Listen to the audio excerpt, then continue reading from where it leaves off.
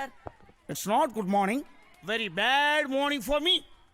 எல்லா கிளாஸுக்கும் ஒரு சட்டம், உங்களுக்கு ஒரு சட்டமா? டீச்சர் வரும்போது மட்டும் எந்திரிச்சு நின்னா போதுன்னு தயா சார் தான் சார் சொன்னாரு. தயா ம், ம், அவர் சொன்னாரு, நீங்க எல்லாம் உட்கார்ந்துருக்கீங்க. ம், ம். Stand up on the bench.